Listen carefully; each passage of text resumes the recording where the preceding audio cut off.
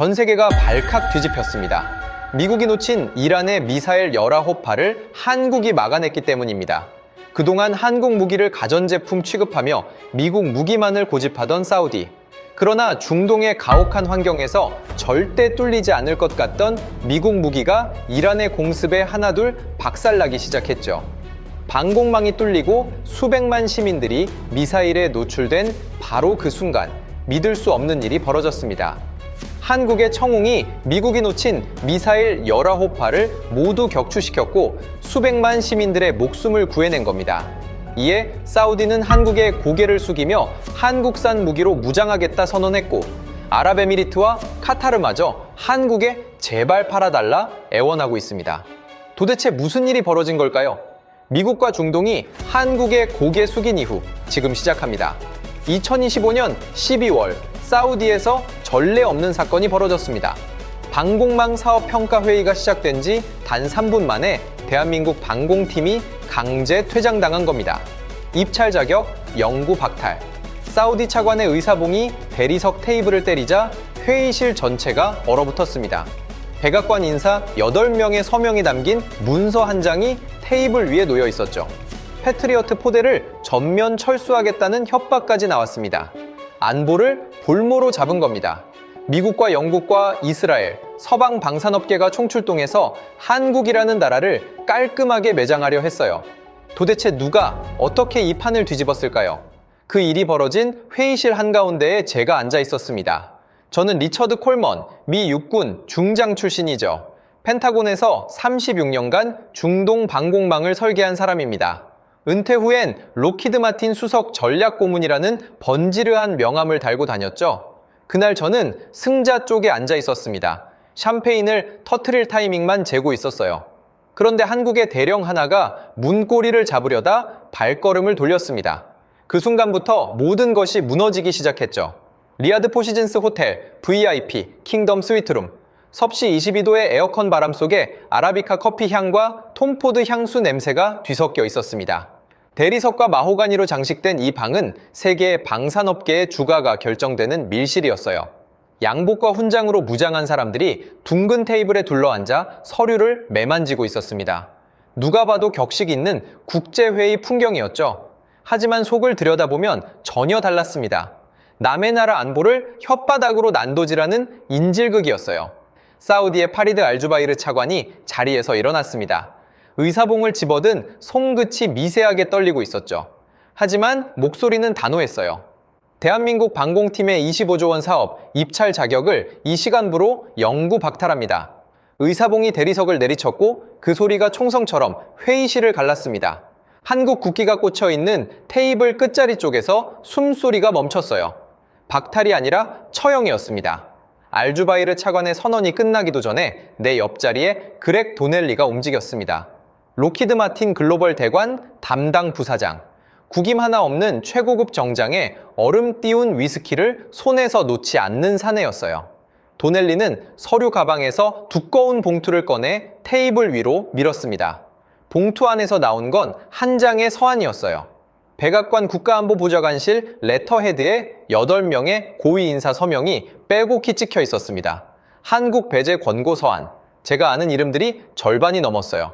같이 술을 마셨던 사람, 아이들 결혼식에 축전을 보낸 사람, 그 이름들이 한국이라는 나라의 목을 자르는 칼날 위에 줄지어 올라가 있었습니다. 도넬리가 서한을 알주바이르 차관 코앞으로 밀어붙이며 입을 열었어요. 차관님, 매우 유감스럽지만 워싱턴의 뜻은 명확합니다. 한국을 평가에 포함시킬 경우 내일 아침까지 리아드 주둔 미군 패트리어트 포대를 전면 철수하겠습니다. 차관의 안색이 흑빛으로 변했습니다. 당연하죠. 패트리어트가 빠지면 사우디의 수도 방공망에 구멍이 뚫리는 겁니다. 수백만 시민의 목숨이 걸린 안보를 인질로 잡은 거였어요. 저는 36년간 펜타곤에서 방공작전을 설계했지만 이렇게까지 노골적인 협박은 처음이었습니다. 도넬리의 입꼬리가 올라가는 게 보였어요. 그 미소가 뱀의 혀처럼 차가웠습니다. 대각선 자리에서 위스키 잔이 찰그랑 부딪히는 소리가 났습니다. 영국 PAAE 시스템즈의 콜린 하트웰이었어요. 중동 북아프리카 총괄 지부장이라는 직함을 단 이 남자는 런던 정통파의 우아한 억양을 구사했지만 뒤통수를 치는 데는 누구보다 빠른 기회주의자였습니다. 하트웰이 도넬리를 향해 잔을 들어올렸어요. 축배였습니다. 한국의 장례식에 바치는 축배.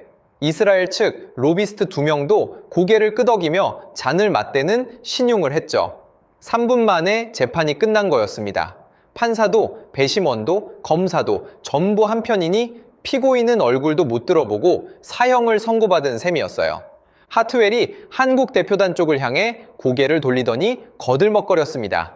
한국 친구들 서운해하지 마시게. 에어컨 기술로는 인정하니까 그쪽을 팔러 가시는 게 낫지 않겠나? 이스라엘 로비스트 하나가 킬킬 웃었어요. 제 속이 뒤집어졌습니다. 전쟁 영웅이라는 타이틀을 달고 36년을 살았는데 이 양복쟁이들의 비열한 짓거리를 눈앞에서 지켜보고 있어야 했으니까요. 하지만 제 가슴팍에 달린 삼성 장군 배지는 이미 로키드 마틴이라는 간판의 장식품이었습니다. 입을 열 수가 없었어요. 위스키를 한 모금 삼켰는데 알코올이 아니라 수치심이 목을 태웠습니다. 알주바이르 차관이 손짓을 했습니다.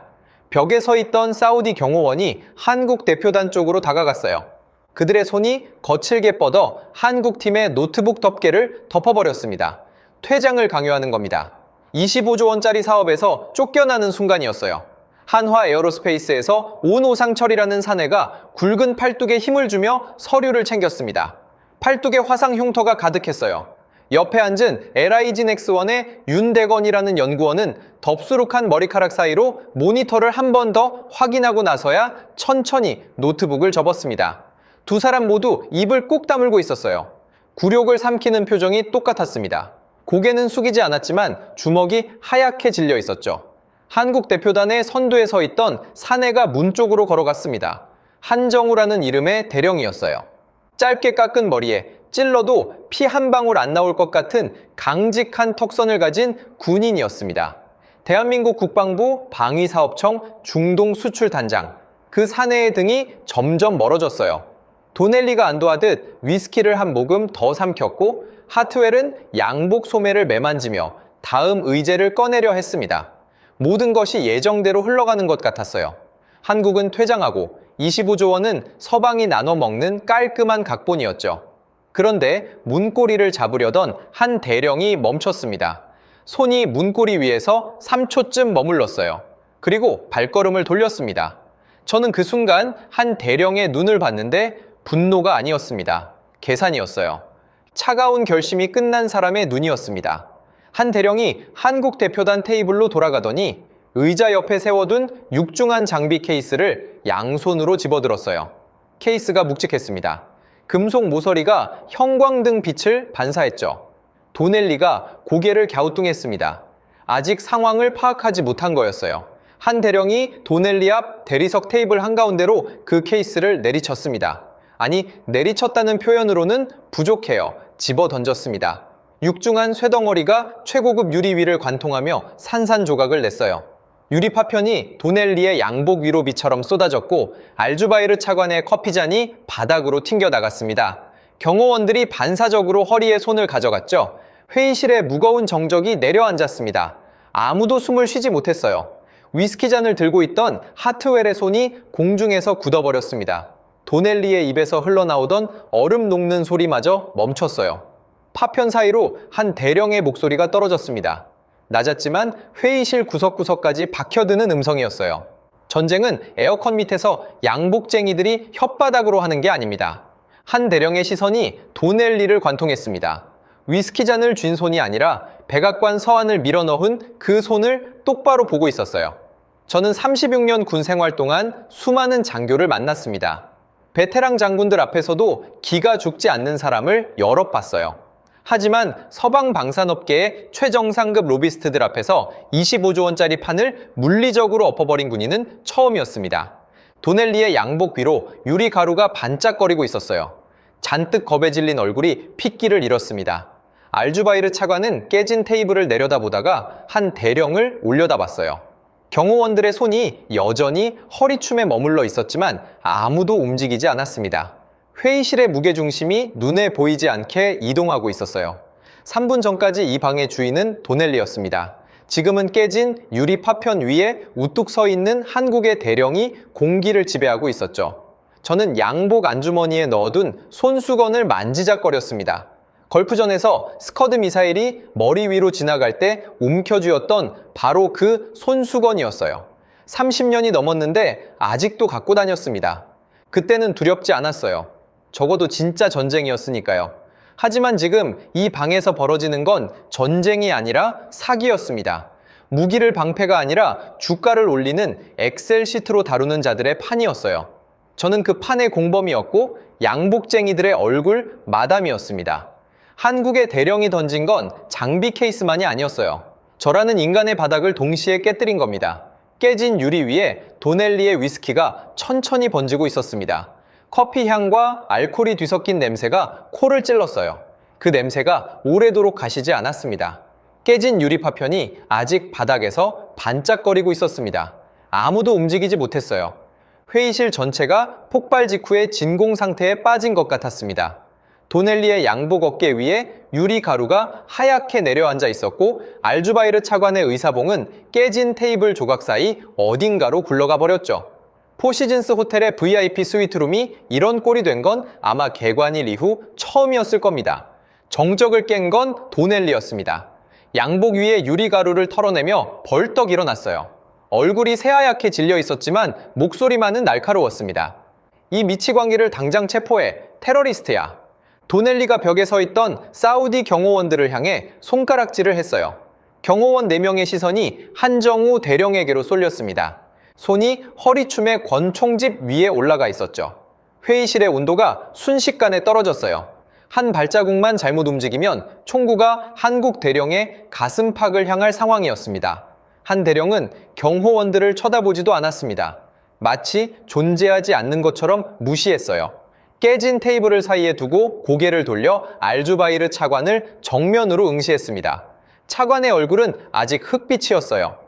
도넬리의 협박에 한국을 내친 결정이 목에 걸려있는 표정이었죠. 한 대령이 입을 열었습니다.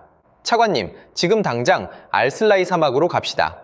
저는 귀를 의심했어요. 3분 전에 입찰 자격을 박탈당한 사람의 말투가 아니었거든요. 한 대령의 음성은 낮았지만 한 글자도 흔들리지 않았습니다.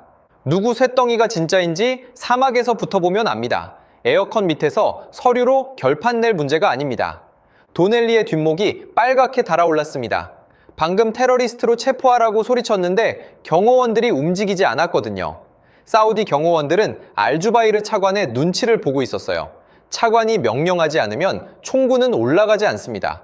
도넬리가 그걸 깨닫자 전략을 바꿨어요. 체포가 안 되면 봉쇄를 하는 겁니다. 하지만 도넬리보다 먼저 움직인 사람이 있었습니다. 영국의 콜린 하트웰이었어요. 스마트폰을 꺼내 들더니 화면을 알주바이르 차관 쪽으로 돌렸습니다. 기상위성 화면이 떠 있었어요. 차관님 보십시오. 현재 알슬라이 사막은 초속 30m의 모래폭풍이 몰아치고 있습니다. 하트웰의 런던 억양이 회의실에 또렷하게 울렸죠. 국제평가 규정에 따르면 이 기상 조건에서의 야외 테스트는 불법입니다. 장비 손상과 인명사고의 위험이 있어요. 사막 출입 자체가 금지 사항이죠. 하트웰이 입꼬리를 올렸습니다. 법을 방패로 꺼내든 거였어요. 한국팀이 사막의 한 발자국도 내딛지 못하게 원천 차단하는 두 번째 울타리를 친 겁니다. 도넬리가 타이밍을 놓치지 않았어요. 하트웰의 스마트폰 화면을 가리키며 차관에게 압박을 걸었습니다. 차관님, 규정 위반을 감수하시겠습니까? 사고가 나면 국제중재재판소에서 사우디가 전액 배상해야 합니다. 서방의 더블 플레이였습니다. 미국이 안보를 인질로 잡고 영국이 법을 방패로 꺼내들었어요. 두 겹의 울타리가 한국 팀을 에워쌌죠. 저는 속으로 인정할 수밖에 없었습니다. 이 양복쟁이들은 전장에서는 겁쟁이지만 회의실에서는 발군이었어요. 서류와 인맥으로 남의 나라 안보를 난도질하는 기술만큼은 세계 최고였습니다. 알주바이르 차관의 얼굴이 더 어두워졌어요. 사막행을 허락하고 싶어도 법이 막고 있었습니다. 한국 대표단의 오상철 직장이 주먹을 꽉 쥐었고 윤대건 수석은 접어둔 노트북을 다시 열어야 할지 말아야 할지 시선을 떨구고 있었죠. 판이 완전히 닫히려는 순간이었습니다. 그때 한국 대표단 뒷줄에서 의자가 밀리는 소리가 났어요. 가르마를 한 치의 오차도 없이 탄 젊은 사내가 일어섰습니다. 은퇴 안경이 형광등 빛을 반사했죠. 서민재, 국방부 파견, 국제계약 법무담당 서기관이라는 직함을 달고 있던 사람이었어요. 저는 그 사내의 존재를 1시간 전에 명함을 교환할 때 처음 인지했습니다. 키가 크지도 작지도 않았고 목소리가 크지도 작지도 않았어요. 회의실에서 가장 눈에 띄지 않는 사람이었습니다. 서서기관이 가방에서 무언가를 꺼냈어요. 500페이지는 좋게 되어 보이는 두꺼운 책이었습니다. 영문으로 빼곡한 표지가 보였죠. 국제방산평가 규정집. 서서기관이 도넬리 바로 앞까지 걸어가더니 그 규정집을 테이블 위에 내려놓았습니다. 쾅! 유리파편이 또 한 번 튕겨나갔어요. 도넬리가 움찔했습니다. 방금 날아든 장비 케이스의 충격이 아직 몸에 남아 있었던 거죠. 서서기관이 안경을 고쳐 쓰고 입을 열었습니다. 제3장 12조 3등급 이상 극한 기상 상황에서의 시연은 국제방산평가 규정에 의거하여 합법적 최고 가산점 대상입니다. 한 글자도 더듬지 않았어요. 500페이지짜리 영문 규정집의 조항을 토시 하나 안 틀리고 암송한 겁니다. 도넬리의 눈이 커졌어요. 하트웰의 입꼬리가 내려갔습니다. 서서기관은 거기서 멈추지 않았어요. 부칙 제7조 사항도 참조하시죠. 극한 기상 조건에서 자발적으로 시연을 요청한 참가국에 대해서는 평가위원회가 이를 거부할 법적 근거가 존재하지 않습니다. 회의실의 공기가 또 한 번 뒤집어졌습니다. 하트웰이 꺼내던 법의 방패가 정확히 법으로 박살이 난 거였어요. 도넬리가 규정집을 빼앗으려 손을 뻗었습니다. 서서기관이 한 발 물러서며 규정집을 알주바이르 차관 쪽으로 밀었어요. 차관님, 직접 확인하십시오. 불법은커녕 가산점입니다. 차관의 시선이 규정집 위에 멈췄습니다. 그 눈에서 무언가가 바뀌고 있었어요. 혼란이 아니라 의심이었습니다. 지금까지 서방이 들이밀었던 서류가 전부 이런 식이었던 건 아닌가 하는 의심. 얼마나 많은 조항을 왜곡당했는지 처음으로 자각하는 표정이었죠. 저는 더 이상 참을 수가 없었습니다. 36년간 중동 방공 작전을 총괄하면서 수많은 현장 평가에 참여했어요.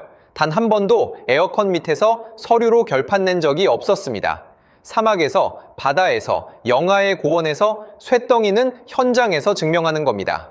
걸프전 때 스커드가 날아오는 와중에도 레이더 앞에 서 있던 제가 양복쟁이들의 서류 장난 때문에 의자에 붙어 있었다는 사실이 목구멍을 태웠어요. 도넬리의 어깨에 올라앉아 있던 유리가루가 눈에 밟혔습니다. 저 작은 파편 하나하나가 제 30년 군 경력의 부끄러움처럼 느껴졌어요. 제가 자리에서 일어났습니다. 의자가 뒤로 밀리는 소리에 도넬리가 고개를 돌렸어요. 저보다 12살 어린 이 로비스트의 눈에 당혹감이 떠올랐습니다. 제가 왜 일어서는지 감을 잡지 못한 거였죠. 당연합니다. 저는 로키드 마틴의 수석 전략 고문이니까요. 같은 편이었으니까요. 제가 도넬리의 어깨를 짓눌렀습니다. 양복 천 너머로 뼈가 만져졌어요. 이 사내가 평생 들어본 적 없는 무게가 어깨를 짓누르고 있다는 걸 표정으로 알 수 있었습니다. 미 중부사령부 방공작전 총괄로서 명하건대 저는 의도적으로 현역 시절의 직함을 꺼냈습니다. 전략 고문이 아니라 삼성 장군의 권위가 필요한 순간이었어요. 당장 현장으로 간다. 도넬리의 입이 벌어졌지만 소리가 나오지 않았습니다. 알주바이르 차관이 제 얼굴을 올려다봤어요. 미국의 삼성 장군 출신이 미국의 로비스트를 짓누르며 사막행을 명령하는 장면을 보고 있었습니다. 차관의 눈에서 마지막 저항이 사라지는 게 보였어요. 이 사람은 과거에도 미제 무기의 결함으로 고통받았던 기억이 있었습니다. 걸프전 당시 패트리어트의 소프트웨어 오류로 사우디 군인 28명이 숨졌던 사건을 아직도 잊지 못하고 있었죠. 서방의 양복쟁이들이 들이미는 서류 뒤에 어떤 현실이 숨어 있는지 이 차관은 뼈로 알고 있었습니다. 차관이 테이블 위에 서류를 집어들었어요. 한국 배제 통지서. 30분 전에 도넬리가 밀어넣었던 문서였죠. 차관의 손이 종이 위에서 멈춘 건 2초쯤이었을 겁니다. 그리고 찢었습니다. 두 조각으로 갈라진 통지서가 깨진 유리 파편 위로 떨어졌어요. 도넬리의 얼굴이 일그러졌습니다. 차관은 거기서 멈추지 않았어요. 경호원에게 손짓을 하더니 검은색 가죽 케이스를 건네받았습니다. 케이스 안에서 금색 인장이 박힌 문서 한 장이 나왔어요. 사격장 특별통행증. 차관이 펜을 집어들고 서명란에 이름을 적어 넣었습니다. 펜 끝이 종이를 파고드는 소리가 회의실에 또렷이 울렸죠. 도넬리가 허탈한 웃음을 흘렸습니다. 하트웰은 스마트폰을 주머니에 쑤셔 넣으며 고개를 저었어요. 법의 방패도 안보의 인질도 전부 박살이 났습니다. 한국의 대령이 케이스를 던져 물리적으로 판을 엎었고, 한국의 서기관이 법을 외워 논리적으로 울타리를 허물었고, 미국의 노장이 자국의 로비스트를 짓눌러 마지막 빗장을 열었어요. 알주바이르 차관의 서명이 마르기도 전에 판의 좌표가 완전히 바뀐 겁니다. 에어컨이 나오는 밀실에서 숨을 들이쉬면 폐가 찢어지는 사막으로, 넥타이를 맨 사기꾼들과 기름때 묻은 진짜들이 섭씨 55도의 지옥으로 향하고 있었습니다. 저는 장갑채 오르면서 양복 안주머니의 손수건을 다시 한번 만졌어요. 걸프전 이후 30년 만에 처음으로 실전의 냄새가 났습니다. 장갑차 문이 열리는 순간 저는 숨을 쉴 수 없었습니다. 섭씨 55도. 숫자로는 알고 있었어요. 기상 위성 화면에서 확인했으니까요. 하지만 숫자와 현실은 완전히 다른 세계였습니다. 뜨거운 공기가 폐를 찢어내듯 밀려들었어요. 코와 입 사이로 모래 알갱이가 비집고 들어왔습니다. 눈을 뜰 수가 없었어요. 초속 30m의 모래 폭풍이 피부를 사포로 문지르듯 갈아냈습니다. 알슬라이 제3 전술 사격장. 이곳은 에어컨이 나오는 밀실과는 다른 차원의 땅이었습니다. 장갑차에서 내린 도넬리의 꼴이 먼저 눈에 들어왔어요. 구김 하나 없던 최고급 양복이 30초 만에 걸레짝이 됐습니다. 모래가 옷깃 사이로 파고들었고 머리카락은 흙덩기처럼 엉겨붙었어요. 도넬리가 팔로 얼굴을 가리며 비명에 가까운 소리를 질렀습니다. 하지만 폭풍 소리에 묻혀 아무도 듣지 못했죠. 영국의 하트웰도 사정은 마찬가지였어요. 런던 정통파의 우아한 체면 따위는 첫 번째 모래, 돌풍에 증발해버렸습니다. 미국과 영국에서 온 엔지니어 8명이 장갑차 뒤편에서 우르르 쏟아져 나왔어요. 장비를 세팅해야 할 사람들이었습니다. 이 사람들의 임무는 패트리어트 레이더와 BAI 해상 센서의 사막 적응 시험을 현장에서 감독하는 거였죠. 하지만 장갑차 문이 열린 지 1분도 안 돼서 전원이 장비를 내팽개쳤습니다. 모니터 케이스를 모래 위에 그냥 떨어뜨리고 케이블을 질질 끌며 통제 벙커 쪽으로 내달렸어요. 에어컨이 빵빵하게 돌아가는 콘크리트 벙커. 엔지니어들이 철문 안으로 비명을 지르며 뛰어드는 모습이 보였습니다. 세계 최고의 방산업체에서 왔다는 기술자들이 모래바람 한 번에 장비를 버리고 도망치는 광경이었어요. 저는 36년 군 생활 중에 수많은 사막을 밟았습니다. 걸프전 때 쿠웨이트 사막에서 이틀 동안 물 없이 버틴 적도 있었어요. 하지만 오늘 이 장면은 걸프전보다 충격적이었습니다. 도망치는 건 신병들이 하는 짓이거든요. 그런데 더 큰 문제가 터졌어요. 사격장 남쪽에 대기 모드로 세워둔 미군 패트리어트 레이더가 있었습니다. 사우디에 상시 배치된 물건이었죠. 2천억 원짜리 장비입니다. 모래 폭풍이 시작되고 20분쯤 지났을 때 레이더 상단의 냉각팬에서 이상한 소리가 났어요. 끼익하는 금속 마찰음이 폭풍 사이로 들렸습니다. 저는 그 소리를 알아요. 걸프전에서도 들었던 소리거든요. 냉각팬이 모래를 빨아들이고 있었습니다. 30초 후 레이더 측면 패널에 붉은색 경고등이 켜졌어요. 에러 404, 시스템 전면 정지, 2천억 원짜리 미국의 자존심이 모래먼지 한 줌에 뻗어버린 겁니다. 냉각팬 필터가 사막 환경에 맞지 않는 규격이었어요. 36년간 중동 방공망을 설계한 제가 그걸 몰랐겠습니까? 알고 있었습니다. 매번 보고했었어요. 하지만 로키드 마틴은 필터 교체 대신 로비 자금을 늘리는 쪽을 선택했죠. 그 선택의 결과물이 지금 붉은 불을 깜빡이며 사막 한가운데 멈춰 서 있었습니다. 도넬리가 통제 벙커 안에서 마이크를 잡고 고함을 질렀어요. 이건 천재지변이다. 평가 무효를 선언한다. 스피커를 통해 갈라진 목소리가 사격장 전체에 울렸습니다. 뻔한 수법이었죠. 현장에서 이기지 못하면 규정을 들먹여서 판을 엎는 겁니다. 리야드 회의실에서 한 번 먹히지 않았던 수법을 또 꺼내드는 뻔뻔함이 역겨웠어요. 알주바이르 차관이 벙커 구석에서 이마에 땀을 닦으며 도넬리를 쳐다봤습니다. 차관의 눈에 피로와 혐오가 동시에 떠올라 있었어요. 서방의 무기가 자기네 사막에서 스스로 죽어가는 꼴을 실시간으로 목격하고 있었으니까요. 그때 벙커 출입구 쪽에서 철문이 열리는 소리가 났습니다. 안에서 밖으로 나가는 사람이 있었어요. 모든 사람이 바깥에서 안으로 도망쳐 들어오는 판에 역방향으로 움직이는 인간이 나타난 겁니다. 한화에어로스페이스의 오상철 직장이었어요. 방진 마스크 하나만 얼굴에 걸치고 장갑도 없이 맨손으로 철문을 밀었습니다. 굵은 팔뚝이 드러났어요. 화상 흉터가 손목에서 팔꿈치까지 빽빽하게 이어져 있었습니다. K9 자주포부터 청웅 발사대까지 30년을 쇠가루와 씨름한 흔적이었죠. 5. 직장이 폭풍 속으로 한 발자국을 내디뎠습니다. 모래가 얼굴을 때렸어요. 마스크 위로 눈만 드러나 있었는데 그 눈이 찡그려지지도 않았습니다. 두 번째 발자국, 세 번째 발자국, 5. 직장이 55도의 모래지옥 한가운데를 향해 걸어 들어갔어요. 벙커 안에서 모니터로 그 장면을 지켜보고 있었습니다. 도넬리는 입을 다물었어요. 도망쳐 들어온 미국 엔지니어들도 모니터 앞에 모여들었습니다. 아무도 말을 하지 못했죠. 5. 직장이 사격장 중앙에 세워진 청웅 발사대 앞에 도착했어요. 발사대 하단에 모래가 수북이 쌓여 있었습니다. 5. 직장이 무릎을 꿇더니 두 손으로 모래를 퍼냈어요. 맨손이었습니다. 금속 표면이 55도의 직사광선에 달궈져 있었을 텐데 화상 흉터 가득한 손이 주저하지 않았어요. 모래를 걷어내고 하부 패널을 열고 몸을 발사대 안쪽으로 밀어 넣었습니다. 기어 들어간 겁니다. 폭풍이 치면 시야가 제로가 돼요. 그 안에서 뜨거운 필터를 교체하는 작업을 맨손으로 하고 있었습니다. 7분이 걸렸습니다. 5. 직장이 발사대 아래에서 기어 나왔을 때 마스크 아래로 땀이 비오듯 흘러내리고 있었어요. 손등이 빨갛게 달아 있었습니다. 새로운 화상이 기존 흉터 위에 겹쳐진 거였죠.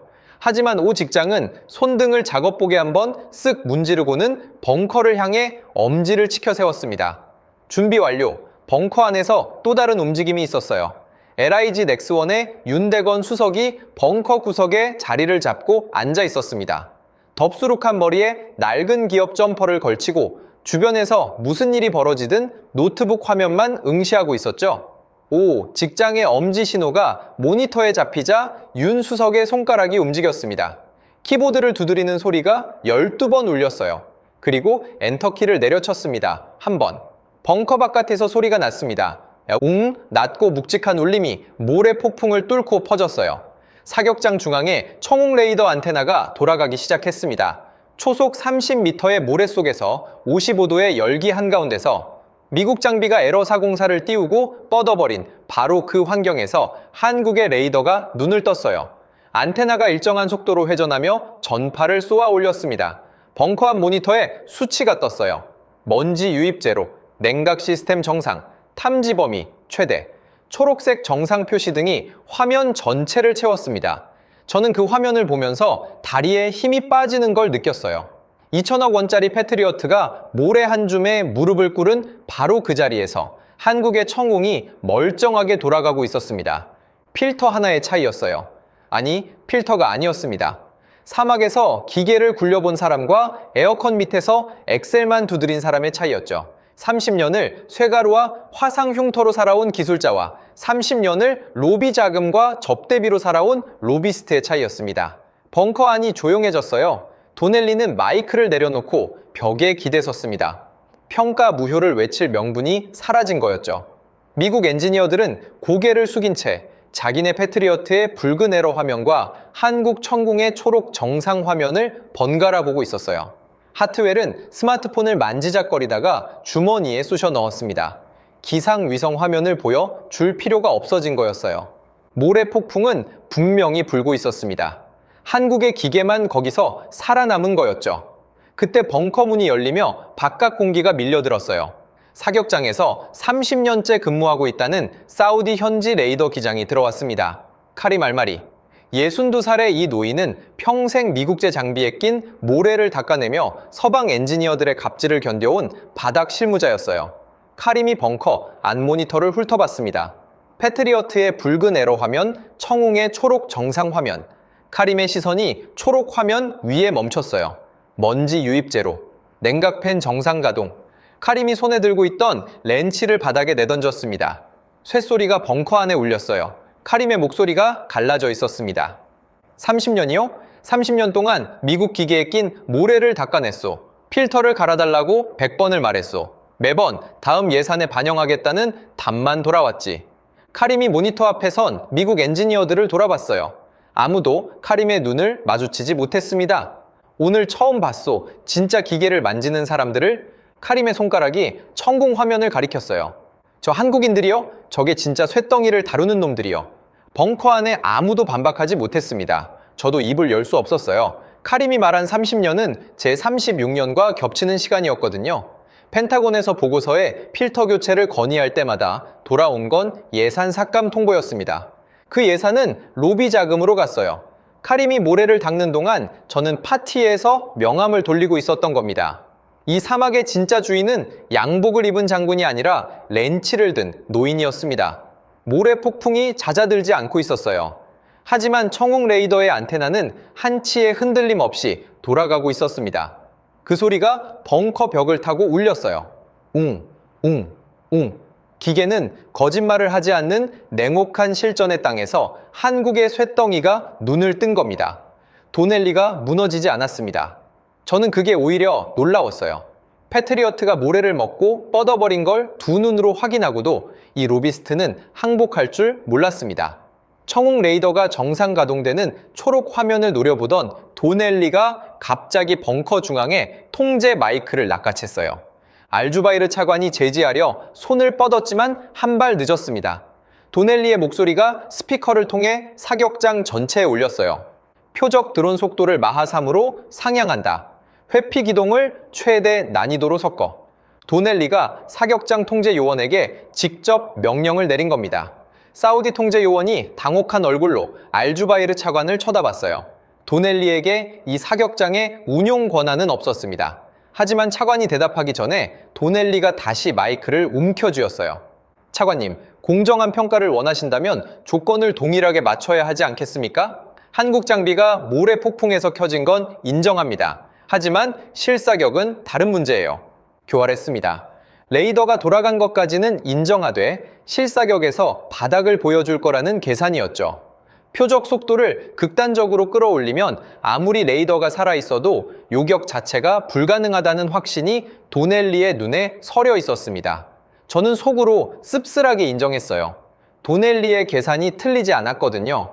마하 3은 초속 1000m가 넘는 속도입니다. 거기에 회피 기동까지 섞으면 요격 확률이 수직으로 추락해요. 패트리어트도 이상적 환경에서나 마하 3을 잡습니다. 모래 폭풍 속 55도 사막에서 마하 3짜리 회피 표적을 맞추는 건 솔직히 저도 불가능에 가깝다고 판단했어요. 도넬리가 조건을 왜곡한 건 비열했지만 결과적으로 한국 장비의 한계를 드러낼 수 있는 유효한 수법이었습니다. 그런데 한정우 대령의 반응이 예상을 빗나갔어요. 벙커 구석에 팔짱을 끼고 서 있던 한 대령이 도넬리를 향해 턱짓을 했습니다. 가볍게, 심드렁하게. 마하 3이요? 한 대령의 입꼬리가 올라갔어요. 비웃는 게 아니었습니다. 진심으로 시시하다는 표정이었죠. 마하 4로 올리시죠? 벙커 안에 공기가 멈췄습니다. 알주바이르 차관이 고개를 돌려 한 대령을 봤어요. 도넬리의 입이 벌어졌습니다. 마하 4는 초속 1360m입니다. 지구상에 존재하는 거의 모든 단거리 탄도미사일의 속도를 상회하는 수치예요. 이 조건에서 요격을 시도하겠다는 건 줄 없이 외줄 타기를 하겠다는 소리와 다름없었습니다. 저는 한 대령이 미쳤다고 생각했어요. 솔직히 그랬습니다. 도넬리가 웃었습니다. 이번에는 진심으로 웃었어요. 한국이 스스로 무덤을 판다고 확신한 거였죠. 좋습니다. 마하 4. 도넬리가 통제 요원에게 고개를 끄덕였어요. 사격이 재개됐습니다. 마하 4. 최대 난이도 회피 기동. 이 조건을 버틸 수 있는 방공 시스템은 이론적으로 존재하지 않았습니다. 적어도 제가 아는 세계에서는요, 첫 번째로 발사된 건 영국의 BA, 이 해상, 레이더 연동 요격 체계였어요. 표적 드론이 마하 4로 치솟자 BAE의 추적 레이더가 열기에 오버히트되며 화면이 꺼졌습니다. 요격탄이 발사조차 되지 못했어요. 요격률 0%, 하트웰의 얼굴이 창백해졌습니다. 다음은 이스라엘 센서 연동 체계였죠. 라파엘에서 가져온 최신 저고도 센서가 사막의 복사열에 눈이 멀었어요. 표적을 잡지 못한 채 요격탄 5발이 허공으로 날아가 사막 모래밭에 처박혔습니다. 요격률 0%. 이스라엘 측 기술자가 모니터 앞에서 머리를 감싸쥐었어요. 마지막으로 미국의 자존심 PAC 3이 나섰습니다. 패트리어트의 최신 개량형이죠. 아까 레이더가 뻗어버렸지만 예비 장비를 벙커 내부에서 급하게 연결한 거였어요. 10발의 표적 드론이 마하 4로 쏘아 올려졌습니다. PAC 3의 시커가 표적을 물었어요. 하지만 사막의 모래가 적외선을 난반사시키는 순간 시커의 눈이 갈팡질팡하기 시작했습니다. 첫 발이 빗나갔어요. 세 번째 발도 빗나갔습니다. 10발 중 7발만 명중했어요. 세 발이 허공을 가르며 사라졌습니다. 요격률 70%. 벙커 안에서 미국 엔지니어 하나가 탁자를 내리쳤어요. 70%는 시험장에서나 쓸 수 있는 숫자입니다. 실전에서 10발 중 3발이 뚫리면 도시 하나가 불바다가 돼요. 도넬리가 마이크를 다시 잡았습니다. 얼굴이 벌개졌지만 목소리는 침착한 척을 유지하고 있었어요. 이 날씨의 마하사를 100% 잡는 건 물리적으로 불가능합니다. 미국도 70을 찍었으니 합격 기준에는 충분합니다. 뻔뻔했어요. 자기가 조건을 올려놓고 그 조건에서 자기 무기가 무너지자 합격 기준을 깎아내리는 겁니다. 알주바이르 차관의 입술이 일자로 굳었습니다. 이 사내가 뱉는 말 한마디 한마디가 사우디 시민들의 목숨을 깎아내리는 거라는 걸 차관도 알고 있었어요. 통제 벙커 구석에서 키보드 두드리는 소리가 났습니다. 윤대건 수석이었어요. 아까부터 한마디도 하지 않고 노트북 화면만 응시하고 있던 그 사람이었습니다. 덥수룩한 머리카락 사이로 모니터 불빛이 반사됐어요. 윤 수석이 엔터키를 눌렀습니다. 벙커 바깥에서 소리가 터졌어요. 파란 불기둥이 천공 발사대에서 솟구쳤습니다. 10발의 요격탄이 궤적을 틀며 상공으로 쇄도했어요. 벙커 앞 모니터에 10개의 파란 점이 떴습니다. 청웅의 요격탄이었어요. 그 위로 10개의 붉은 점이 마하사의 속도로 회피 기동을 펼치고 있었습니다. 파란 점들이 궤적을 실시간으로 수정하며 붉은 점을 추격했어요. 마하사로 도망치는 표적을 뒤쫓는 게 아니었습니다. 표적이 갈 곳을 미리 읽고 거기서 기다리는 움직임이었어요. 첫 번째 충돌, 붉은 점 하나가 사라졌습니다. 2초 뒤에 두 번째가 사라졌어요. 세 번째, 네 번째, 다섯 번째. 붉은 점이 연쇄적으로 소멸했습니다. 6, 7, 8, 9 번째 붉은 점이 사라질 때 벙커 안에서 누군가 숨을 들이켰어요. 그리고 10번째, 마지막 붉은 점이 화면에서 증발했습니다. 전광판에 숫자가 떴어요. 요격률 100%, 10발 발사, 10발 명중, 시간오차 0.0초, 벙커 안이 묘하게 조용했습니다. 환호가 터져야 할 순간인데 너무 압도적이어서 아무도 소리를 내지 못했어요. 알주바이르 차관이 모니터 앞으로 한 걸음 다가갔습니다. 숫자를 확인하고 또 확인했어요. 영국 엔지니어들이 고개를 떨궜습니다. 이스라엘 기술자가 안경을 벗고 눈을 비볐어요. 미국 엔지니어들은 아예 모니터에서 눈을 돌렸습니다. 도넬리의 목소리가 벙커를 찢었어요. 조작이다. 의자에서 벌떡 일어나며 모니터를 손가락으로 찍었습니다. 한국 놈들이 사우디 서버를 해킹한 거야. 이 데이터는 가짜다. 핏대를 세우며 알주바이르 차관에게 달려들었어요. 차관님, 즉시 한국 장비의 네트워크 로그를 압수해야 합니다. 서버 접근 기록을 조사하면 조작의 증거가 나올 겁니다. 도넬리의 음성이 갈라져 있었습니다. 자기 무기가 70%를 찍었을 때는 합격이라고 뻔뻔하게 외치던 입이 한국이 100%를 찍자 해킹이라고 울부짖고 있었어요. 저는 그 얼굴을 보면서 구역질이 치밀었습니다. 36년 군 생활 동안 저와 같은 편이었다고 믿었던 세계의 진짜 얼굴이었거든요. 그때 벙커 철문이 발길에 차이며 벌컥 열렸습니다. 모래바람이 쏟아져 들어왔어요. 오상철 직장이 서 있었습니다. 방진 마스크를 턱 밑으로 내리고 화상 흉터가 선명한 양손에 무언가를 들고 있었어요. 쇳덩이 파편이었습니다. 방금 요격되어 산산조각난 표적 드론의 잔해였어요. 금속 표면이 아직 열기를 품고 있어서 아지랑이가 피어오르고 있었어요. 오, 직장이 벙커 안으로 성큼 걸어 들어왔습니다. 도넬리의 앞에 멈춰 섰어요. 그리고 뜨거운 파편을 도넬리의 최고급 구두, 발밑에 휙 던졌습니다. 쇳조각이 구두코를 때리며 쨍그랑 소리를 냈어요. 도넬리가 반사적으로 뒷걸음질 쳤습니다. 오, 직장이 입을 열었어요. 경상도 사투리가 벙커에 부딪혀 울렸습니다. 기계는 거짓말 안 합니다. 도넬리를 내려다보는 눈에 분노 같은 건 없었어요. 경멸이었습니다. 입으로 쏜 게 아니라 실력으로 맞춘 겁니다. 해킹 운운하기 전에 발밑에 굴러다니는 증거부터 주워 보이소.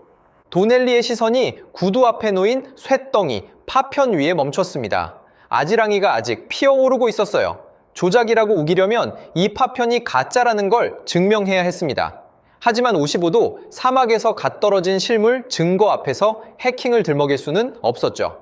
도넬리의 입이 열렸다 닫혔습니다. 아무 소리도 나오지 않았어요. 벙커 안에 파편의 열기가 천천히 식어가고 있었습니다. 그 열기가 빠져나가는 만큼 도넬리의 체면도 증발하고 있었어요. 파편의 열기가 채 식기도 전에 저는 호텔로 돌아갔습니다. 새벽 1시가 넘어 있었어요. 포시즌스 호텔 스위트룸 침대에 양복도 벗지 않은 채 누웠습니다. 55도 사막에서 겪은 일들이 머릿속에서 뒤엉켜 돌아갔어요. 패트리어트의 붉은 에러 화면, 청웅의 초록 정상 화면, 도넬리의 구두 앞에 떨어진 뜨거운 파편, 오상철 직장의 화상 흉터. 36년 동안 쌓아 올린 제 세계가 하루 만에 금이 가고 있었습니다. 잠이 오지 않았어요. 커튼 틈으로 리야드의 야경이 보였습니다. 수백만 시민이 잠들어 있는 도시였죠. 이 도시의 하늘을 지키는 방패가 모래 한 줌에 뻗어버렸다는 사실을 이 사람들은 모르고 있었어요. 새벽 2시쯤이었을 겁니다. 벽이 흔들렸어요. 처음에는 지진인 줄 알았습니다. 사우디에서 지진은 극히 드물지만 몸이 먼저 반응했어요. 침대에서 굴러 떨어졌습니다. 바닥에 엎드린 순간 호텔 전체에 조명이 나갔어요. 그리고 소리가 왔습니다. 사이렌이었어요. 코드레드. 리야드 전역에 방공 경보가 밤하늘을 찢어버렸습니다. 걸프전 이후 30년 만에 듣는 실전 사이렌이었어요. 몸의 모든 세포가 기억하고 있었습니다. 이 소리가 울리면 죽음이 하늘에서 떨어진다는 걸요. 호텔 복도가 아수라장이 됐습니다. 사우디 경호원들이 알주바이르 차관을 부축하며 지하 방공 벙커로 내달렸어요. 도넬리가 양복 상의도 걸치지 못한 채 와이셔츠 바람으로 복도를 뛰어가고 있었습니다. 하트웰은 구두 한 짝을 방에 두고 나왔어요. 저는 36년의 본능으로 움직였습니다. 생각보다 몸이 먼저였어요. 지하 벙커로 향하는 계단을 4칸씩 뛰어내렸습니다. 지하 방공 벙커에 도착했을 때 벙커는 이미 전쟁터였어요. 거대한 스크린 6개가 벽면을 채우고 있었고 사우디와 미군 합동 오퍼레이터들이 콘솔 앞에서 고함을 질러대고 있었습니다. 스크린에 찍힌 붉은 점들을 세어봤어요. 53개. 저는 눈을 의심했습니다. 다시 세어봤어요. 53개가 맞았습니다. 탄도미사일과 자폭 드론이 뒤섞인 복합 포화 공습이었어요.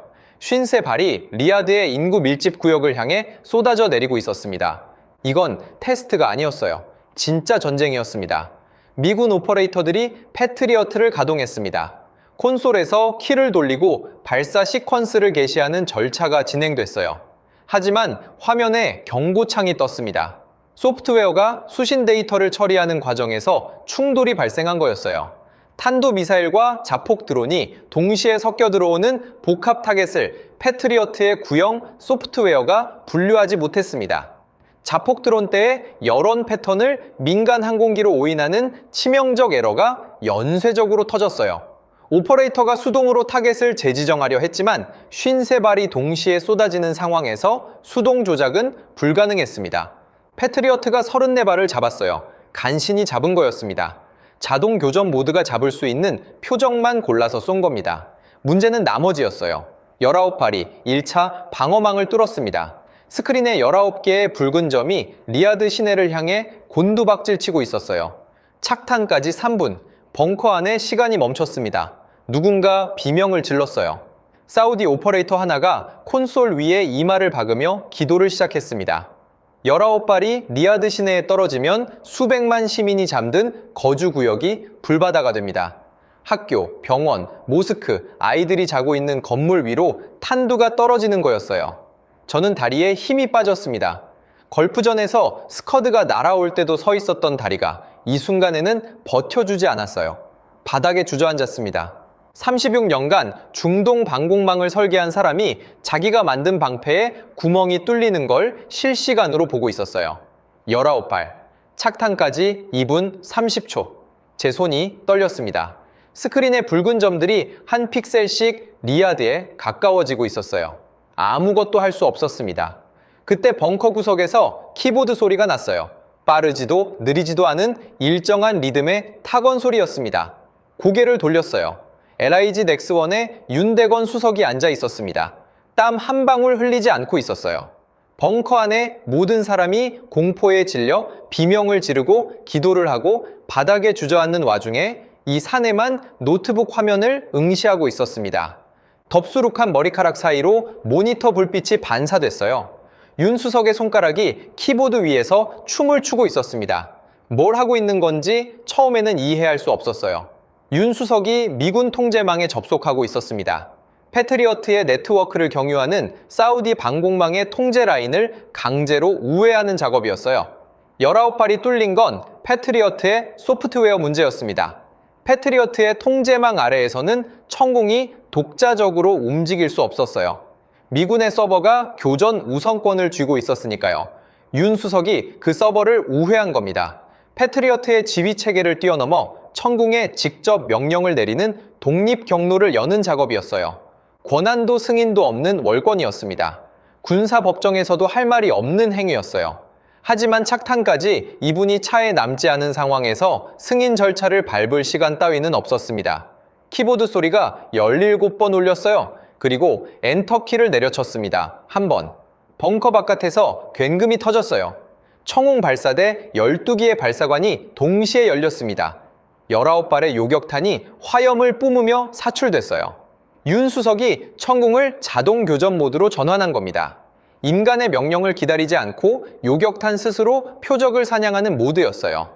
19발의 한국산 요격탄이 발사관을 뚫고 나가 밤하늘로 솟구쳤습니다. 스크린에 파란 점 19개가 떴어요. 붉은 점 19개를 향해 수렴하고 있었습니다. 벙커 안에 비명이 멈췄어요. 모든 눈이 스크린에 고정됐습니다.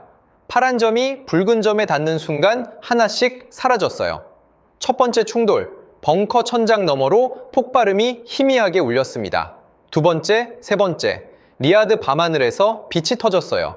네 번째, 다섯 번째, 여섯 번째, 연쇄 폭발이 하늘을 밝혔습니다. 7, 8, 9, 10. 붉은 점이 절반으로 줄었어요. 12, 13. 벙커 안에 누군가가 주먹을 쥐었습니다. 14, 15, 16. 오퍼레이터가 콘솔에서 고개를 들었어요. 17, 18. 마지막 하나가 남았습니다. 19번째 붉은 점이 리야드 시내 상공 3km 지점에서 소멸했어요. 스크린이 깨끗해졌습니다. 붉은 점 19개가 전부 사라졌어요. 파편 피해 제로, 사상자 제로. 벙커 안에 세상에서 가장 무거운 침묵이 내려앉았습니다. 환호가 터지지 않았어요. 너무 가까웠거든요. 수백만 명이 죽을 뻔했다는 공포가 안도보다 먼저 사람들의 가슴을 짓눌렀습니다.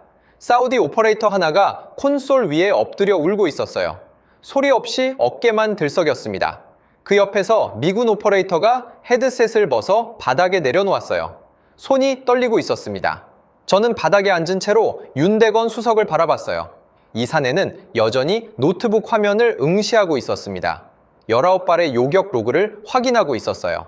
표정이 변하지 않았습니다. 방금 수백만 명의 목숨을 구한 사람의 얼굴이 아니었어요. 출근해서 업무 보고서를 검토하는 사람의 얼굴이었습니다. 땀 한 방울 흘리지 않았어요. 손끝도 떨리지 않았습니다. 엔터키 하나로 19발을 찢어버린 사내가 지금 하고 있는 건 로그에 오류가 없는지 한 줄 한 줄 점검하는 작업이었습니다.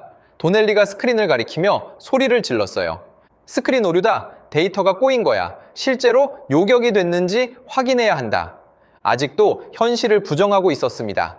방금 리야드 밤하늘에서 19번의 폭발광이 터졌어요. 벙커 천장이 19번 흔들렸습니다. 온 도시가 그 빛을 봤어요. 그런데 스크린 오류라니 저는 도넬리의 얼굴을 보면서 연민마저 느꼈습니다. 이 사내는 자기가 팔아온 무기의 실체를 인정하는 순간 모든 것이 끝난다는 걸 알고 있었어요.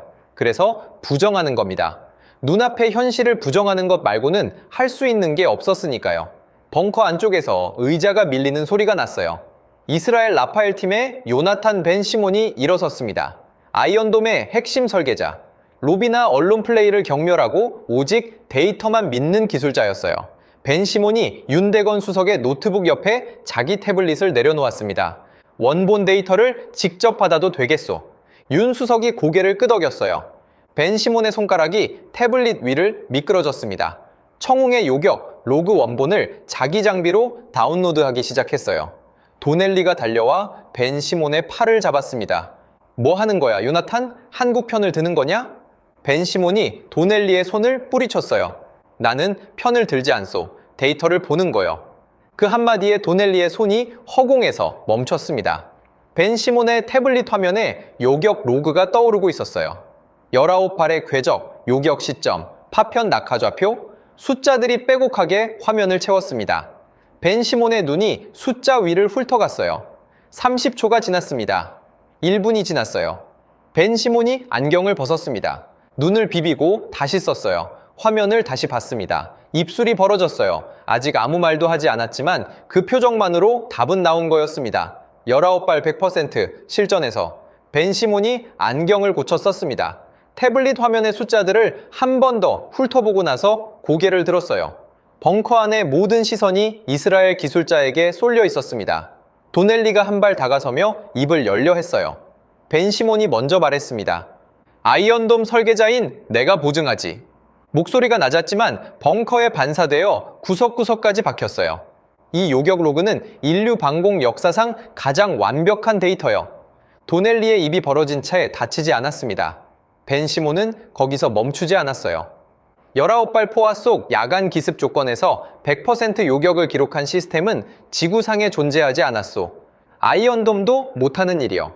이스라엘의 국보급 기술자가 자국의 자존심을 내려놓고 한국의 기술을 인정한 겁니다. 도넬리가 외쳐왔던 조작 운운은 그 한마디로 숨통이 끊어졌어요. 도넬리가 벽 쪽으로 물러나며 스마트폰을 꺼냈습니다. 손가락이 떨리고 있었어요. 워싱턴에 전화를 거는 거였습니다. 목소리를 최대한 낮췄지만 벙커의 콘크리트 벽이 소리를 가둬버렸어요. 저는 3걸음 떨어진 곳에서 전부 들었습니다. 사우디 측 통신망 불량 때문입니다. 패트리어트의 소프트웨어 문제가 아니에요. 사우디의 노후된 중계 시스템이 타겟 데이터를 왜곡한 겁니다. 저는 주먹이 떨렸어요. 방금 수백만 명이 죽을 뻔한 상황에서 이 사내가 하는 일이 책임 전가였습니다. 자기네 무기가 19발을 뚫린 건 사우디 탓이라고. 30년 넘게 사우디의 돈으로 기름칠을 해온 시스템이 무너졌는데 그 책임을 사우디에게 돌리고 있었어요. 전쟁 영웅이라는 타이틀을 가진 제가 같은 국적의 로비스트가 동맹국을 배신하는 현장을 3m 앞에서 목격하고 있었습니다. 벙커의 육중한 철문이 바깥에서 강제로 열렸습니다. 금속이 비명을 지르듯 끼익 소리를 냈어요. 모래 섞인 바깥 공기가 밀려들었고 군화 소리가 콘크리트 바닥을 때렸습니다. 한 명이 아니었어요. 5, 6, 7 켤레의 군화가 일사불란하게 벙커 안으로 진입했습니다. 무장 경호원들이었어요. 완전 군장에 자동 소총을 가슴 앞에 대각선으로 걸치고 있었습니다. 경호원들 뒤에서 한 남자가 모습을 드러냈어요. 사우디 군복에 사성장군 견장을 탄 인물이었습니다. 나세르 빈 라시드, 사우디아라비아군 합참의장이자 왕실 근위대 총사령관, 사우디 군부의 서열 1위, 이 나라 군사력의 최정점에 서 있는 사람이 무장 상태로 방공 벙커에 직접 내려온 겁니다. 벙커 안에 공기가 얼어붙었어요. 알주바이르 차관이 등을 고추 세웠습니다. 사우디 오퍼레이터들이 일제히 자리에서 일어나 경례를 올렸어요. 오퍼레이터들도 반사적으로 등을 폈습니다. 합참의장의 눈이 벙커를 한 바퀴 훑었어요. 차갑고 위협적인 시선이었습니다. 중동 특유의 카리스마가 실내 전체를 짓눌렀어요. 나세르 합참의장의 시선이 스크린에 멈췄습니다. 패트리어트의 요격 기록과 청웅의 요격 기록이 나란히 떠 있었어요. 패트리어트 53발 중 34발 요격, 19발 미요격. 청웅 19발 중 19발 요격, 100%. 숫자가 모든 것을 말하고 있었습니다. 도넬리가 스마트폰을 주머니에 쑤셔 넣고 합참 의장에게 달려갔어요. 변명하려는 거였습니다.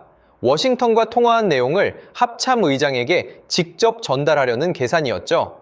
하지만 도넬리가 합참 의장 앞 2걸음 거리에 도달하기 전에 경호원이 움직였습니다.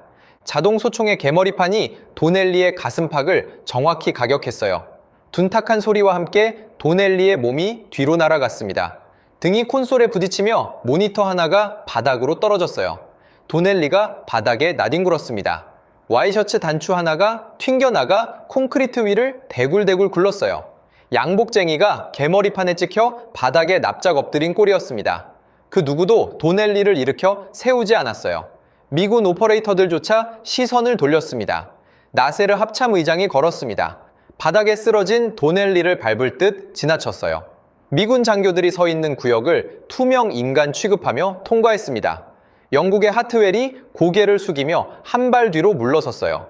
합참의장은 그 누구에게도 눈길을 주지 않았습니다. 벙커의 맨 안쪽 한국 대표단이 서 있는 곳까지 일직선으로 걸어갔어요. 한정우 대령 앞에 멈춰 섰습니다. 벙커 안에 모든 사람이 숨을 멈췄어요. 나세르 합참의장이 고개를 숙였습니다.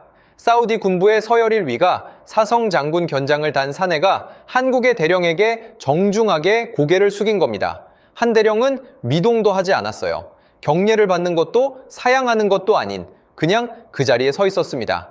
짧게 깎은 머리 위로 벙커에 형광등 빛이 내려앉았어요. 저는 그 장면을 보면서 가슴이 쪼그라드는 것 같았습니다. 36년간 동맹이라는 이름으로 이 나라의 돈을 먹고 이 나라의 안보를 좌지우지해왔던 미국의 삼성 장군 출신인 제가 사우디의 최고 사령관에게 인사 한 번 받지 못한 채 구석에 서 있었어요. 합참의장이 벽에 걸린 직통작전 전화를 집어들었습니다. 수화기를 귀에 갖다 대고 명령을 내렸어요. 모든 포대에 하달한다. 지금 즉시 미군 통제망을 단절해라. 벙커 안에서 3명의 사우디 장교가 동시에 움직였습니다. 콘솔 뒤편으로 돌아가 패트리어트의 메인 서버에 연결된 통신 케이블을 잡았어요. 미군 오퍼레이터 하나가 손을 뻗었습니다. 잠깐, 이건 미군 자산입니다. 함부로 손대실 수 없습니다. 사우디 장교가 그 손을 뿌리쳤어요. 케이블이 뽑혔습니다. 금속 커넥터가 분리되는 소리가 벙커에 울렸어요. 동시에 메인 스크린 2개가 꺼졌습니다. 미국 국방부 로고가 떠있던 화면이 검은색으로 변했어요. 30년 동안 사우디 방공망의 두뇌 역할을 해왔던 미군 서버의 전원이 물리적으로 차단된 겁니다. 도넬리가 바닥에서 몸을 일으키며 소리를 질렀어요. 이건 동맹 파기입니다. 미 국무부에 즉시 통보할 겁니다. 합참의장이 도넬리를 돌아봤습니다. 시선이 3초쯤 머물렀어요. 벌레를 내려다보는 눈이었습니다. 합참의장은 아무 대답도 하지 않았어요. 도넬리에게 돌아선 등을 보여주고 다시 스크린 쪽을 향했습니다. 합참의장이 2번째 명령을 내렸어요. 이 시간부로 사우디 방공지휘권은 100% 한국이 통제한다. 모든 방공자산의 운용 권한을 즉시 이관해라. 사우디 장교들이 콘솔에 새로운 코드를 입력했습니다. 꺼져 있던 중앙 스크린이 다시 켜졌어요. 미국 국방부 로고가 있던 자리에 태극 마크가 떠올랐습니다. 벙커의 가장 큰 화면, 사우디 방공망의 심장을 상징하는 메인 스크린 한가운데에 태극기의 붉은색과 푸른색이 번갈아 빛났어요. 그 아래로 한글이 떴습니다. 통합, 방공지휘권, 대한민국. 저는 그 화면을 바라보면서 양복 안주머니에 손수건을 꺼냈습니다. 걸프전에서부터 들고 다녔던 손수건이었어요.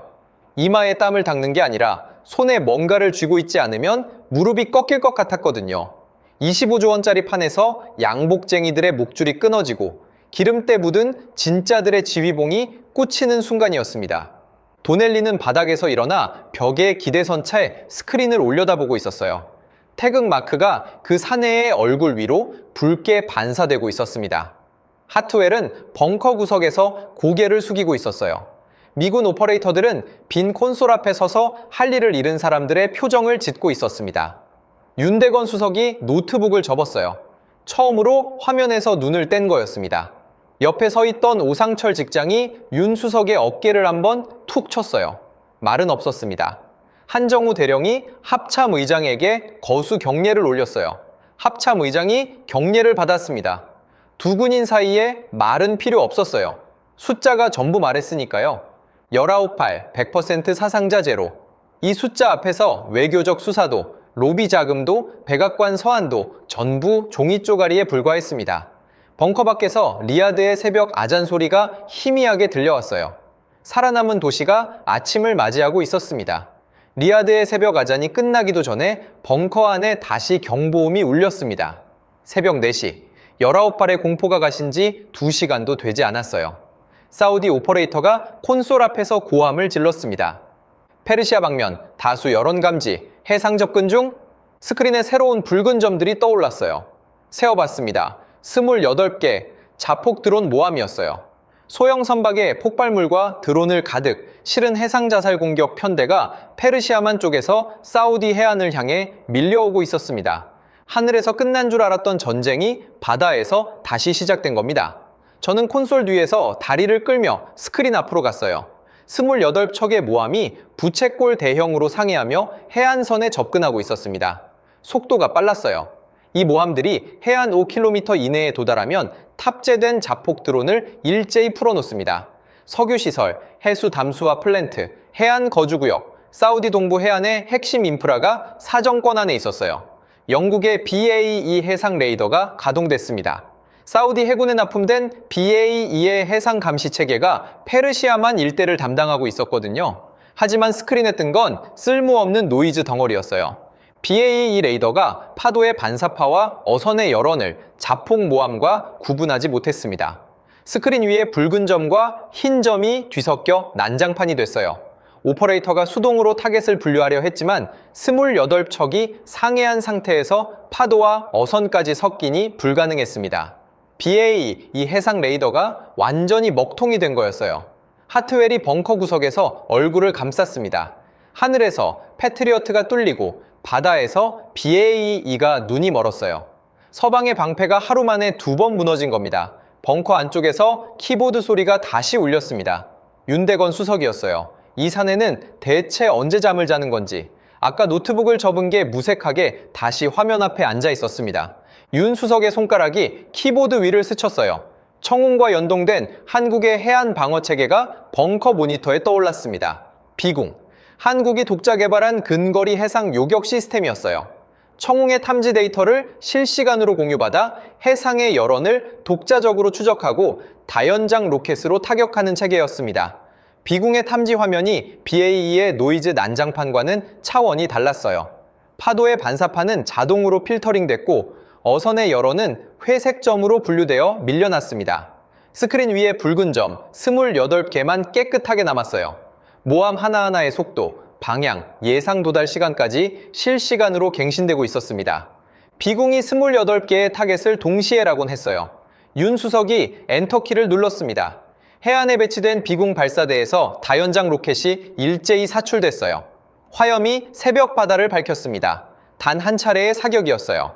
스크린 위에 붉은 점 28개가 동시에 깜빡이더니 차례로 소멸했습니다. 페르시아만 해상에서 28척의 모함이 일제히 화염에 휩싸여 수장됐어요. 하늘에서 19발, 바다에서 28척. 한국의 방패가 사우디의 하늘과 바다를 동시에 틀어막은 겁니다. 벙커 안에서 사우디 오퍼레이터들이 탁자를 내리치며 환호했어요. 이번에는 침묵이 아니었습니다. 울음과 환호가 뒤섞인 소리가 콘크리트 벽을 때렸어요. 알주바이르 차관이 두 손으로 얼굴을 감싸고 있었습니다. 어깨가 떨리고 있었어요. 울고 있는 건지 웃고 있는 건지 알 수 없었습니다. 그 혼란 속에서 스크린 하단에 새로운 텍스트가 떠올랐어요. 적국 외교부 긴급 성명. 모든 군사작전을 즉각 중단하고 병력을 전면 철수한다. 하늘과 바다에서 전멸당한 적국이 항복한 겁니다. 벙커 안에 환호가 더 커졌어요. 하지만 저는 환호에 섞이지 못했습니다. 이 승리에 미국이 기여한 건 19발을 뚫린 것 뿐이었으니까요. 새벽 5시쯤이었을 겁니다. 벙커 바깥이 소란스러웠어요? 경호원 하나가 보고를 올렸습니다. 로키드 마틴의 그렉 도넬리가 사라졌다는 거였어요. 호텔 방에도 없고 차량에도 없었습니다. 수화물칸에 몸을 우겨넣고 리야드를 빠져나간 정황이 포착됐어요. 군사법정에 설 것이 두려워진 겁니다.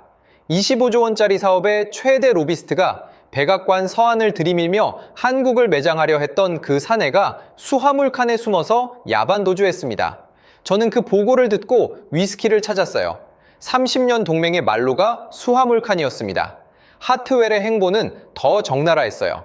그날 아침 한정우 대령의 호텔 숙소 문틈 아래로 서류 봉투가 밀려 들어왔다는 겁니다. 봉투 안에는 BAE 시스템즈의 공식 레터헤드가 찍힌 문서가 들어있었어요. 영국산 부품 하청, 참여 요청서, 한국 시스템의 보조 부품을 영국이 납품하겠다는 내용이었습니다. 12시간 전에 에어컨이나 팔라고 조롱하던 사내가 이제 하청을 구걸하고 있었어요.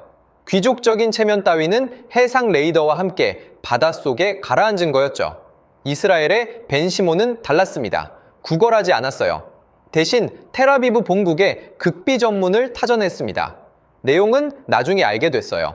우리의 센서를 폐기하고 한국 시스템을 직수입해야 한다. 아이언돔의 핵심 설계자가 자국의 기술을 버리라는 보고서를 올린 겁니다.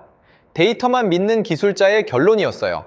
경쟁국들이 하나씩 무릎을 꿇거나 도망치거나 구걸하는 사이 한국 대표단은 조용했습니다. 너무 조용해서 이상했어요. 오전 9시 저는 사격장 쪽 해안가로 나갔습니다. 리야드에서 차로 3시간 거리의 페르시아만 해안이었어요. 새벽 교전의 잔해를 확인하려는 목적이었습니다. 해안에 도착했을 때 땡볕이 모래를 달구고 있었어요. 바람은 잦아들었지만 열기는 여전했습니다. 해안선을 따라 걸었어요. 모함의 잔해가 파도에 밀려와 있었습니다. 검게 그을린 금속 조각들이 모래 위에 흩어져 있었어요. 그 사이로 움직이는 사람이 보였습니다. 2명이었어요. 한 명은 금속 탐지기를 들고 모래밭을 기어다니고 있었습니다. 오상철 직장이었어요. 화상 흉터 가득한 팔뚝으로 탐지기를 쥐고 삑소리가 날 때마다 무릎을 꿇고 손으로 모래를 파헤쳤습니다. 날카로운 쇳조각을 하나씩 주워 올려 허리에 찬 주머니에 담고 있었어요. 옆에서 한정우 대령이 장갑을 끼고 같은 작업을 하고 있었습니다. 땡볕이 2사람의 등을 내리찍고 있었어요. 승리의 축배를 마셔야 할 사람들이 땡볕 아래 파편을 줍고 있었습니다. 저는 다가갔어요. 뭘 하고 있는 겁니까? 한 대령이 고개를 들었습니다. 땀이 턱선을 타고 흘러내리고 있었어요. 한 대령이 주운 쇳조각 하나를 제게 내밀었습니다. 날카로운 모서리가 손가락을 벨 만큼 뾰족했어요. 우리가 쏜 파편입니다. 사우디 해안에 아이들이 놀러옵니다. 이런 파편에 발이 베이면 안 되지 않겠습니까? 한 대령의 목소리는 담담했어요. 영웅의 어조가 아니었습니다. 당연한 일을 하고 있는 군인의 어조였어요. 저는 그 파편을 받아들었습니다. 손바닥 위에 올려놓으니 아직 미지근한 열기가 남아 있었어요. 36년이었습니다. 36년 동안 저는 방공작전을 설계했어요.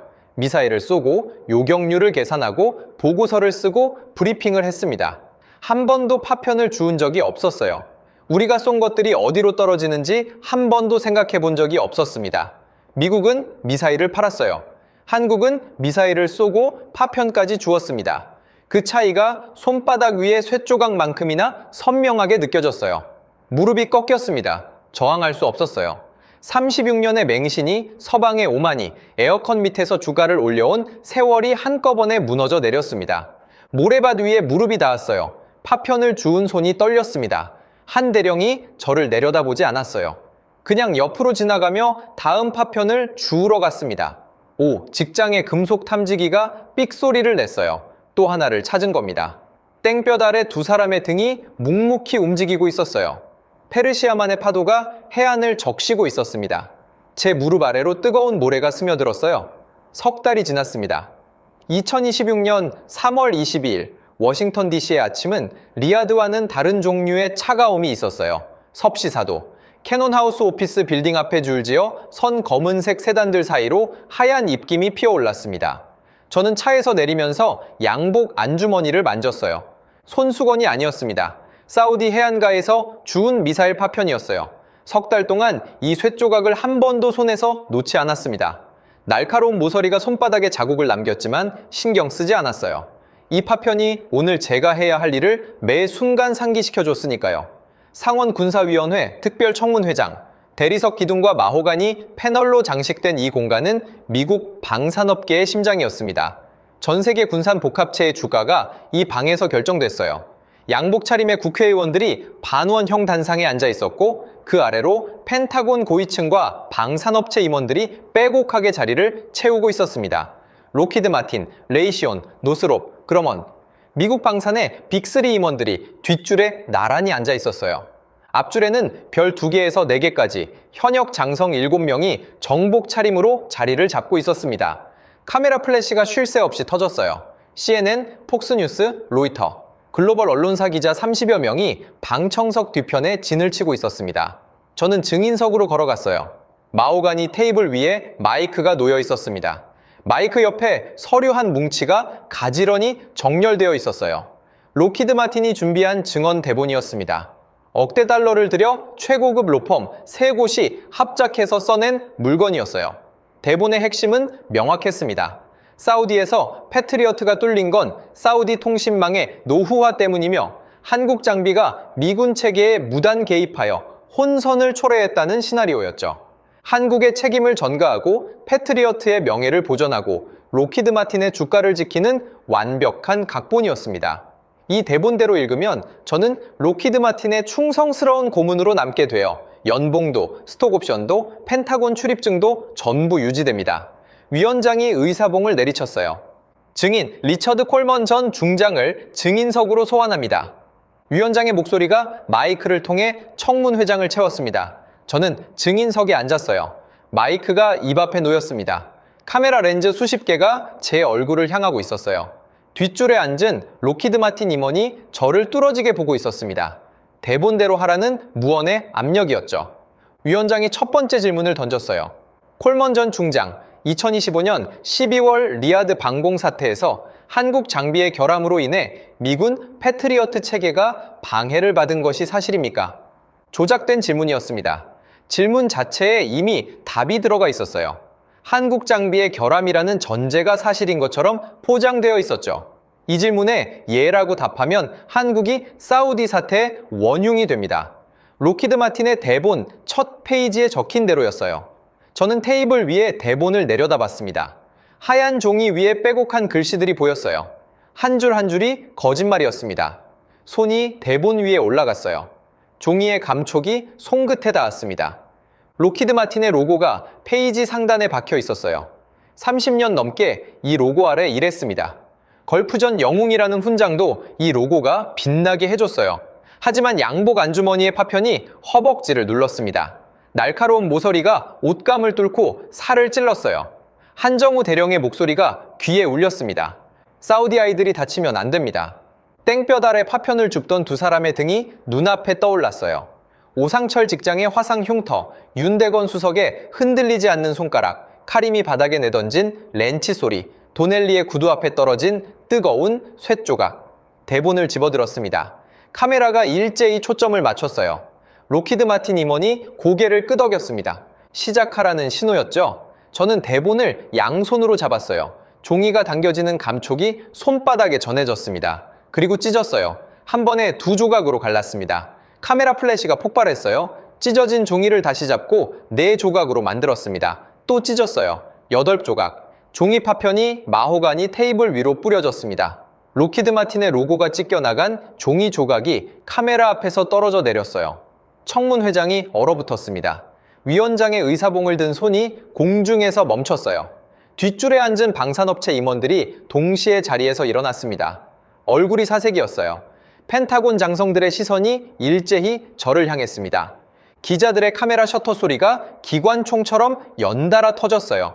저는 양복 안주머니에서 파편을 꺼냈습니다. 석 달 동안 품고 다녔던 사우디 해안가의 쇳조각이었어요. 마호가니 단상 위에 파편을 올려놓았습니다. 쨍! 금속이 나무를 때리는 소리가 마이크를 통해 청문회장 전체에 울렸어요. 날카로운 모서리에 아직 사막의 흙이 묻어 있었습니다. 마이크를 당겼어요. 위원장님, 질문에 답하겠습니다. 목소리가 떨리지 않았습니다. 사막에서 결심한 순간부터 이미 모든 떨림은 끝나 있었어요. 한국 장비의 결함이 미군 체계를 방해한 사실은 없습니다. 진실은 정반대입니다. 청문회장의 공기가 바뀌었어요. 2025년 12월 18일 새벽 리야드에 53발의 복합 포화 공습이 쏟아졌습니다. 미군의 패트리어트는 34발을 잡았지만 소프트웨어 오류로 19발을 뚫렸습니다. 뒷줄에서 의자가 삐걱거리는 소리가 났어요. 19발이 수백만 시민이 잠든 리야드 시내를 향해 떨어지고 있었습니다. 착탄까지 3분뿐이었어요. 벙커 안에 누구도 손을 쓸 수 없었습니다. 저를 포함해서요. 청문회장이 숨을 죽였어요. 그 3분 안에 한국의 엔지니어 한 명이 미군 통제망을 우회하고 청웅 방공 체계를 독자 가동했습니다.